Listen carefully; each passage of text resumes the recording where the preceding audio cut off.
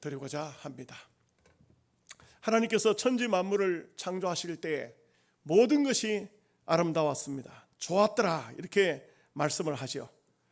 그리고 사람을 창조했을 때는 심히 좋았더라 그렇게 말씀합니다. 사람은 이 세상의 어떤 것보다 더 아름답게 창조되었다는 것을 말씀합니다. 그런데 모든 짐승들이 암소가 있고 또 모든 식물들도 암소가 있는데 사람은 하나님 창조하실 때 아담을 혼자 만들었습니다. 한 사람을 놓고 봐도 아름답고 심히 좋은 존재이지만 그러나 아담의 입장은 달랐습니다. 또 하나님이 아담을 볼 때 뭔가 모르게 쓸쓸해 보였습니다. 그래서 아담을 깊이 잠들게 하고 갈비뼈 하나를 빼내어서 여자를 만들었다고 했습니다. 이렇게 돼서 하나님이 여자를 이끌어 아담에게 나올 때에 그럴 때 드디어 아름다운 가정이 만들어지고 완벽한 하나님의 창조의 역사가 끝이 났다는 것을 성경은 말씀하고 있습니다. 하나님께서는 이 땅 위에 어떤 것보다도 먼저 가정을 만들어 주셨다. 이것은 굉장히 의미가 있습니다. 가정이라는 것은 대단히 중요한 곳입니다. 나라가 잘 되느냐 못 되느냐 가정에서부터 출발합니다. 교회도 똑같습니다. 교회가 아름다운 교회냐 가정에서부터 출발합니다. 가정이 깨져버렸다, 가정이 잘못된다, 그러면 아무것도 될 만한 것이 없습니다. 어떤 분이 재미있는 연구를 해서 발표합니다. 하나님이 창조하신 창조의 순서를 보면 제일 먼저는 강물을 만들으셨다. 그러나 강물보다도 더 중요한 것은 식물이다. 그러면 식물보다 더 중요한 것은 동물이다. 동물보다 더 중요한 것은 사람이다. 한 걸음 더 나가면요, 사람보다 더 중요한 게 여자랍니다. 말이 되는지 모르겠습니다. 남자보다 여자가 더 비싸답니다. 왜 그러냐? 남자는 흙으로 만들었는데 여자는 재료가 다르다는 거예요. 갈비뼈로 만들었다는 겁니다. 가만히 생각해 보면은 사실 땅 위에 사는 삶도 생각을 해보고 살펴보면은 그런 면이 많습니다.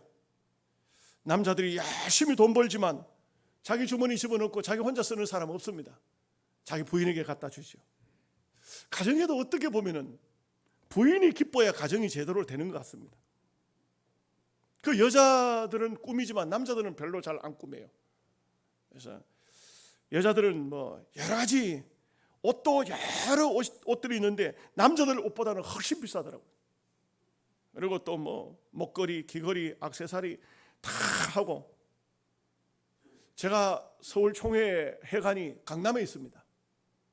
강남에는 식당들이 아주 고급 식당들이 많습니다. 가끔 총회 일을 할 때 어떤 장로님이나 어떤 분이 고급 뷔페 식당에 식사를 한 번씩 자기가 대접하겠다고 모시고 갑니다. 여러분, 강남의 뷔페 식당은요 일반 식당들하고 달라요. 굉장히 고급스러운 음식들이 많습니다. 그런데 중요한 것은 거기에 가보면 대부분 90몇 %가 여자들입니다. 남자들은 잘 없어요. 어쩌다가 차 몰고 온 기사들, 이런 사람들, 어쩌다가 바이어 같이 와서 식사하는 사람, 대부분이 여자들하고, 고급 식당에는 여자들이 그냥 허다해요. 남자들은 어디에 많으냐? 김밥집에 있어요. 거기 라면 하나 삶아 먹고 김밥 한 줄 먹고. 여러분, 아침에 김밥집 한번 가보십시오. 전부 양복 입은 사람들이 김밥 한 줄, 그것도 앉지도 못해요. 서가지고 먹고 회사로 출근합니다. 그래 열심히 돈 벌어가지고는 통째로 갖다가 부인한테 갖다 바치는 거 아닙니까? 참 어떻게 보면은 남자들은 여자를 위해서 존재하는 게 아닌가, 이런 생각도 해봐요. 세상은 모계 사회예요.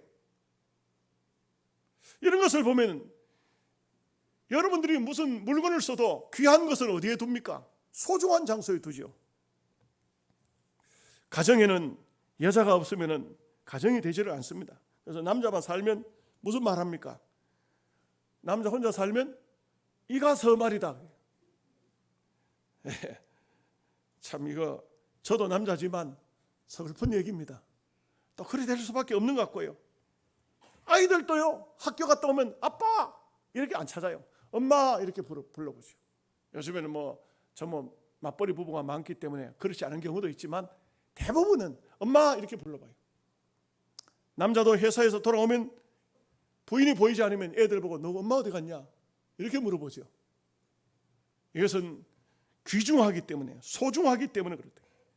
가정에 아내가 자리를 제대로 잡고 있으면 가정이 됩니다. 집이 되는 거예요. 가정을 바로 세울 수 있다는 것은 매우 중요하죠. 여러분, 그런데 오늘 몇 가지를 생각하고자 하는 것은 제목부터 하나님이 세운 가정이라 이렇게 말씀했습니다. 첫째는 가정을 하나님이 세워주셔야 된다는 말씀인 것입니다. 여호와께서 집을 세우지 아니하시면 세우는 자의 수고가 헛되며, 이렇게 말씀이 출발합니다. 가정은 하나님이 세우신다는 것입니다. 다시 말하면 그 가정 속에 하나님이 계셔야 된다는 말씀이 되는 것입니다. 저는 결혼식 주례를 할 때 꼭 이 말을 빠뜨리지 않습니다. 가정 속에 하나님이 계셔야 된다. 한 남자와 한 여자가 만나서 가정을 만들지만 그 가정 속에 하나님이 계시냐 안 계시냐 하는 것은 엄청난 차이점이 있습니다.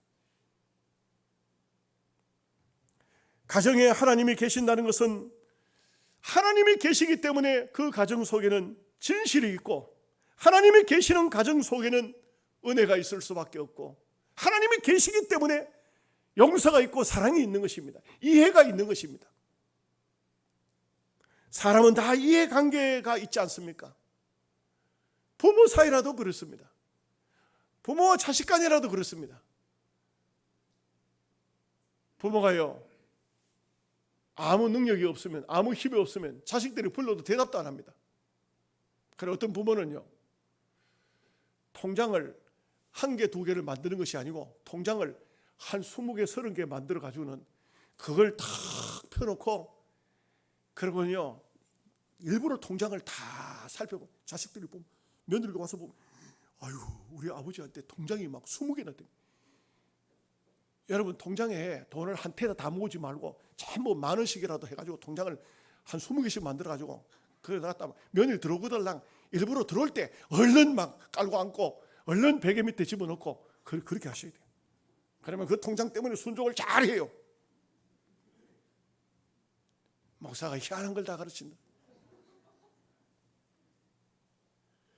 사람은 뒤통수에 눈이 없어요. 그렇기 때문에 돌아서면 얼마든지 속일 수 있고 거짓을 할 수 있는 것이 인간입니다. 인간의 마음속에는 타락성이 다 있습니다.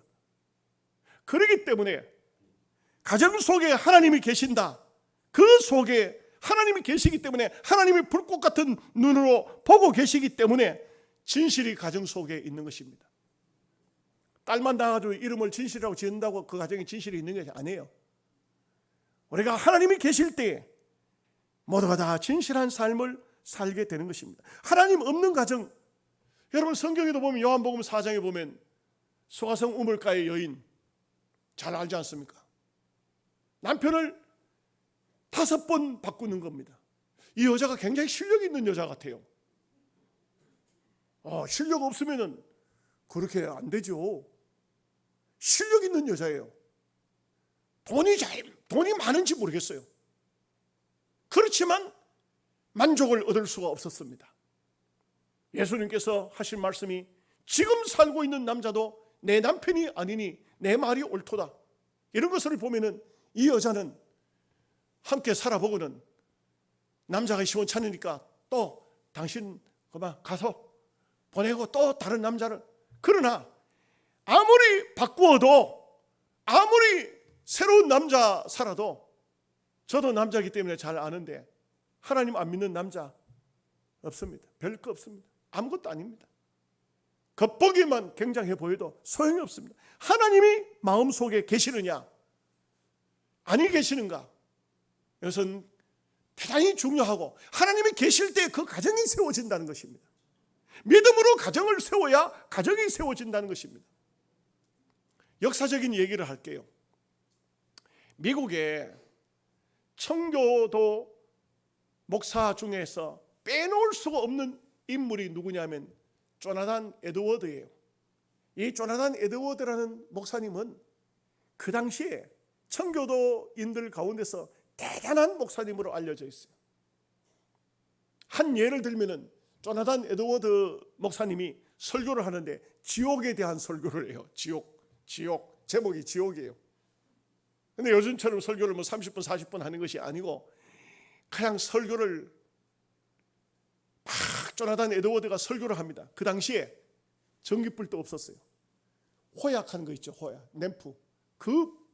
그걸 가지고 이렇게 들고 그 목사님은 설교 원고를 들고 그냥 읽는 거예요. 읽는 겁니다. 설교 원고를 읽는데 이 소년이 지옥에 대한 말을 듣다가 덜덜덜덜 떨다가 그 불을 탁 떨어뜨렸어요. 너무 두려워가지고. 그래가지고 다시 불을 켜가지고 소년이 들고 있고, 근데 설교를 듣던 청중 중에요, 목사님 잠깐만요. 설교하는 도중에 그러더니 하는 말이 벌떡 일어나더니 집에 아직 남편이 이 설교를 들어야 되는데 집에 남편이 있으니까 남편 데려올 테니까 목사님 설교 중단 좀 해주세요. 그 당시에 초대 미국의 청교도 신앙이 얼마나 대단했는가 하는 것을 알 수가 있어요. 그런데 이 조나단 에드워드가 어릴 적에 함께 이웃에 있던 한 친구가 있어요. 그 친구의 이름은 맥스 주큐라는 그런 친구예요. 이 에드워드와 같이 성장했어요. 한 마을에서 같이 뛰놀고 같이 함께 성장하고 같이 공부를 시작했어요. 그런데 조나단 에드워드는 하나님을 잘 믿어 청교도 신앙으로 목사가 됐고, 이 맥스 주큐는 신앙을 버리고 방탕한 삶을 살다가 방탕한 여인과 결혼을 했습니다.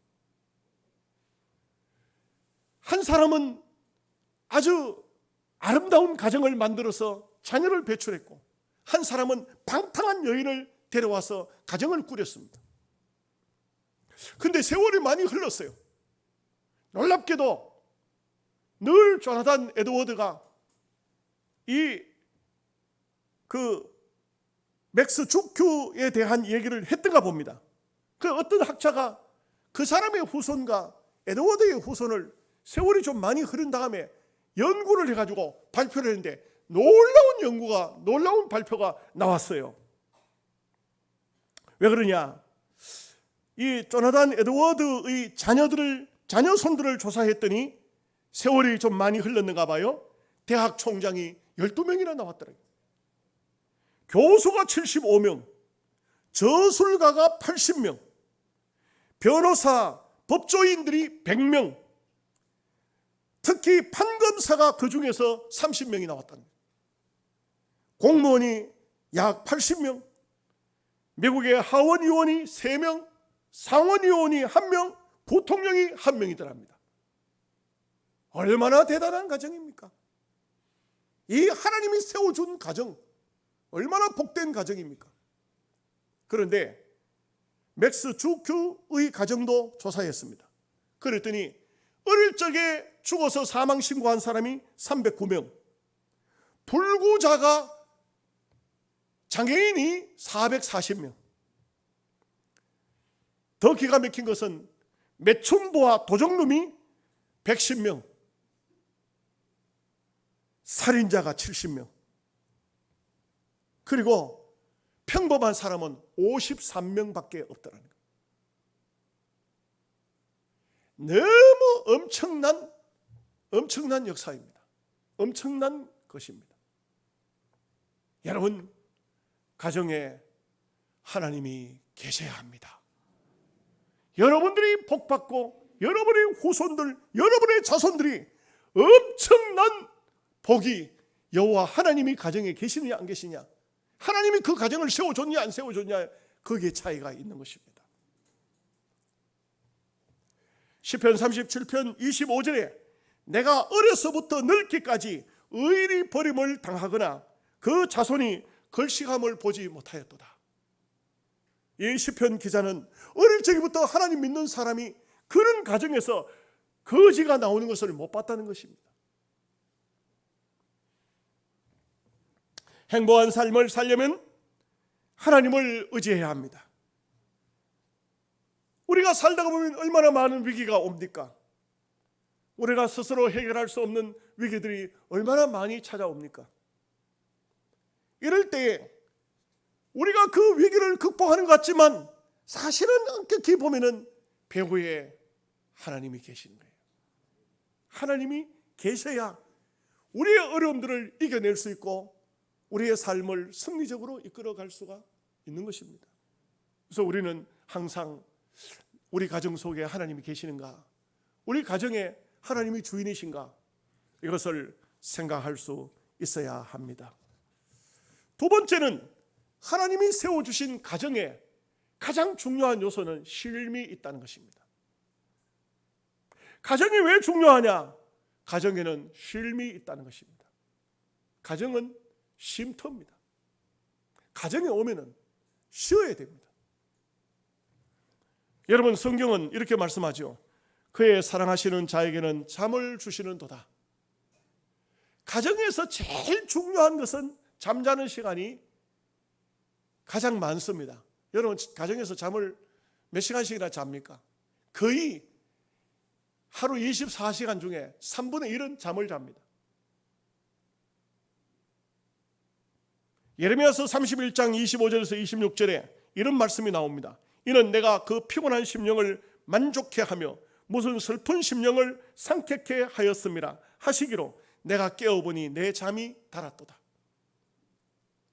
이거 예레미야의 말인데요, 예레미야는 그 당시 굉장히 이스라엘 유다 백성의 종말이 눈앞에 다가온 그때 예언을 했던 사람이에요. 그렇기 때문에 이 예레미야가 예언을 한 예언들은 전부 험한 예언입니다. 좋은 예언을 안 했어요. 여호야김 왕이 예레미야를 죽이라고 명령을 내려놨어요. 그래서 예레미야는 여호야김 왕의 신하들에게 붙잡히면 죽습니다. 살해 위협을 당하고 있는 것입니다.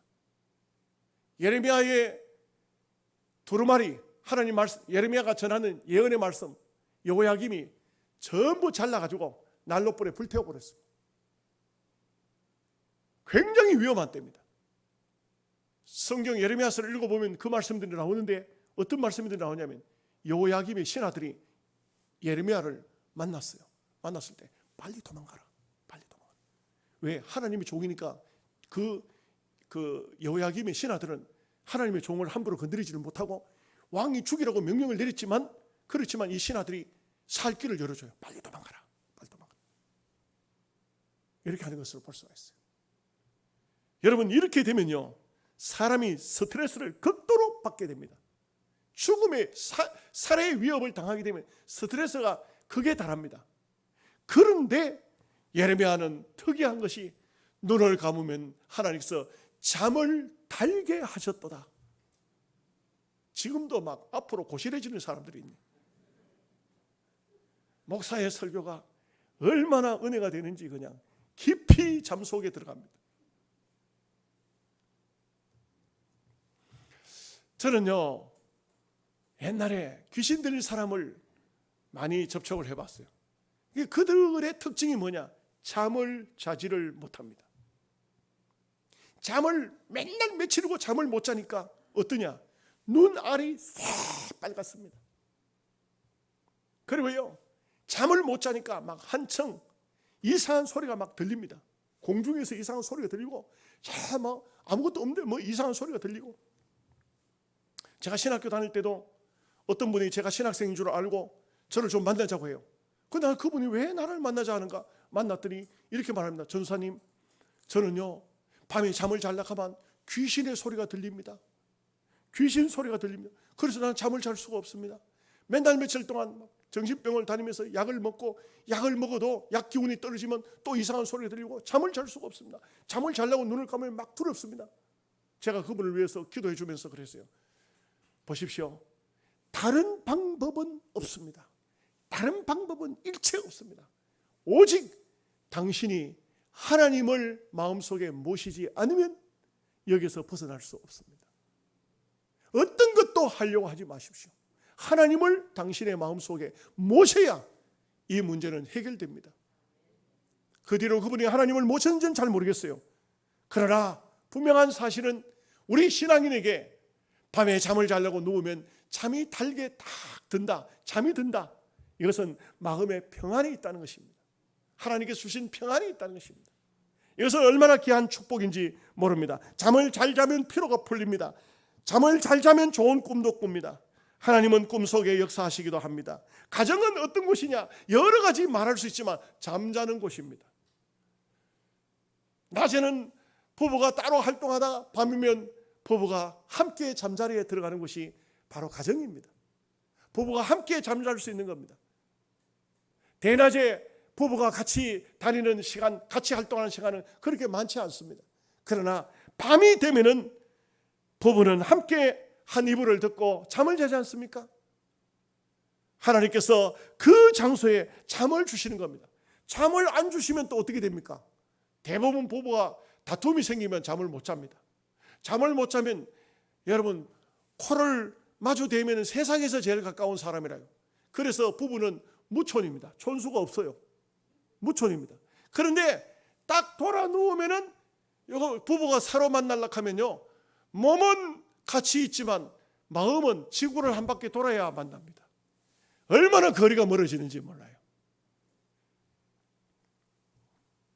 시편 121편 3절 4절 말씀에 여호와께서 너로 실족지 않게 하시며 너를 지키시는 자가 졸지 아니하시리로다. 이스라엘을 지키시는 자는 졸지도 아니하시고 주무시지도 아니하시리로다.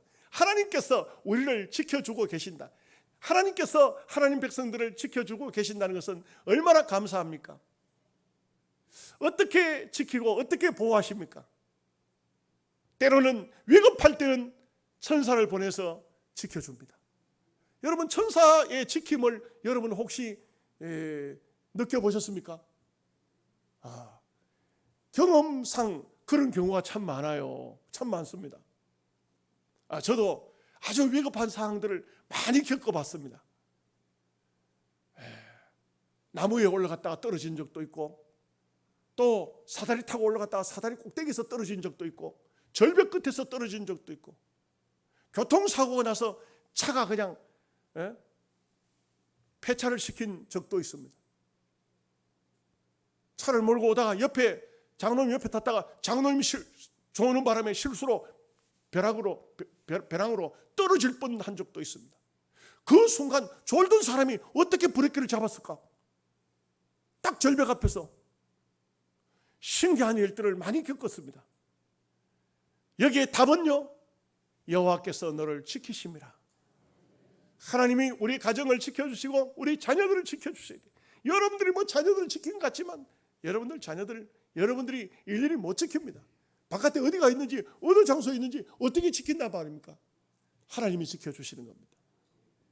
가정은 하나님이 우리 우리를 지켜주기 때문에 우리는 하나님을 믿으면 편안히 쉴 수가 있습니다. 누가 말하기를 하나님은 굉장히 피곤하시겠다. 잠도 안 주무시고 우리를 지키시느라고. 그런데 성경은 또 그렇게 말씀하지 않죠. 이사야서 40장 28절에 너는 알지 못하였느냐, 듣지 못하였느냐, 영원하신 하나님 여호와 땅끝까지 창조하신 자는 피곤치 아니하시며 곤비치 아니하시며. 참 하나님은 안 피곤한 분이래요. 그래 우리를 얼마든지 언제든지 우리를 지키고 보호하신다는 것은 참으로 감사하지 아니할 수가 없는 것입니다. 그래서 우리가 세상에서는 바쁘게 살지만 가정에 돌아오면 가정에서는 편안하게 쉬는 것입니다. 쉬는 장소가 바로 가정입니다. 가정에는 흉허물이 없어요. 부부가 무슨 옷을 벌거벗었다고 부끄러운 것이 아닙니다. 여름날 되면 더우면 어떻습니까? 집안에 에어컨이 있으면 시원하게 틀지만 그렇지 않으면 어떻게 합니까? 훌훌 벗어버리잖아요. 훌훌 벗어버리고 아주 얇은 옷 하나만 입고 있어도 그게 부끄러운 게 아니에요. 아담과 하와가 벌거벗었지만 부끄럽지 않았어요. 가정이라는 것은 그런 것이에요. 어떤 목사님이 교인들 집에 신방을 갈 일이 있어서 갔답니다. 아파트 고층 빌딩에 살고 계시는 거예요, 서울에서. 그래서 쫙 올라갔어요. 띵동띵동 하니까 누구세요?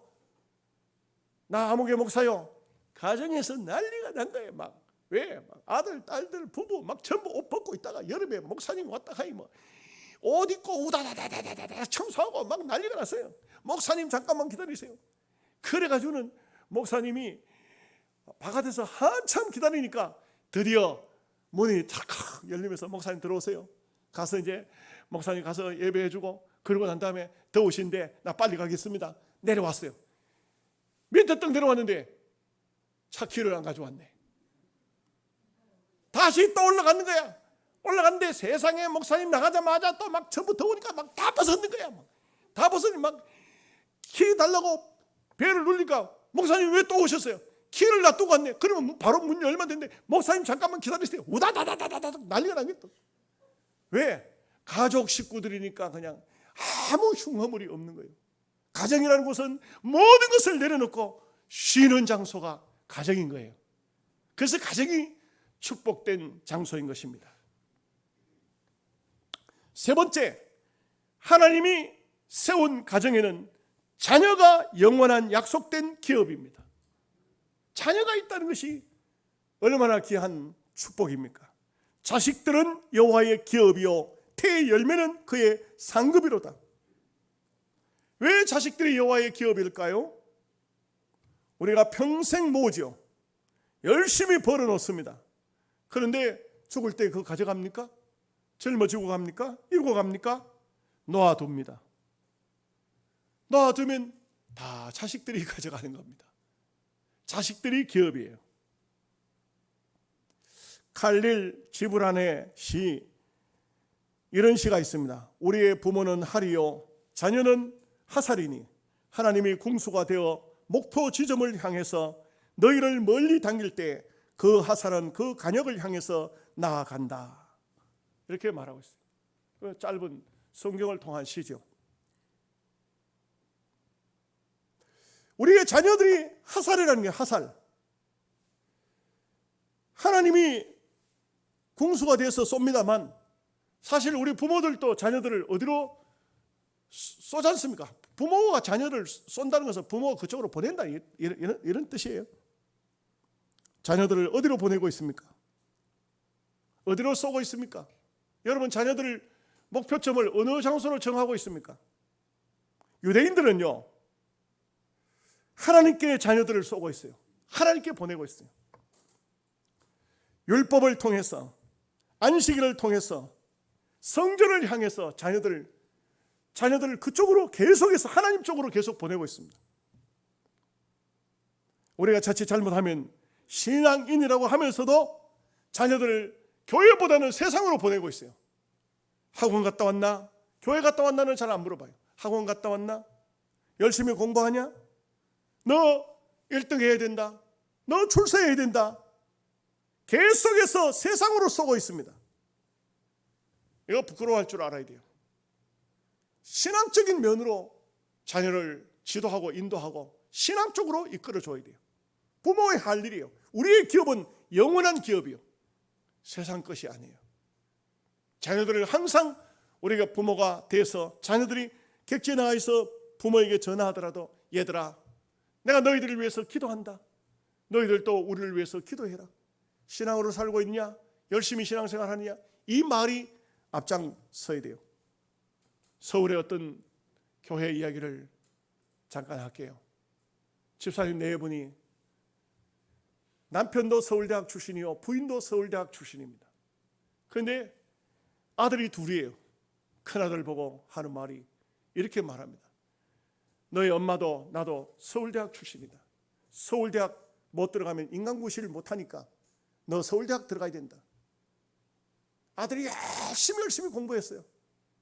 죽으라고 공부만 했어요. 서울대학 시험 쳤는데 떨어졌어요. 아들이 유서를 써놓고 서울대학도 못 들어간 아들 이제 세상 떠납니다. 자살해버렸어요. 그 부모가 서울대학교 들어가야 된다고, 아버지 체면 생각해서 서울대학 들어가야 된다고 그렇게 펑펑펑펑 자식들에게 말을 했던 것이 이 문제가 이렇게 돼버리고 마는 거예요. 그런데 시간이 좀 지나서 둘째 아들이 또 시험을 칩니다.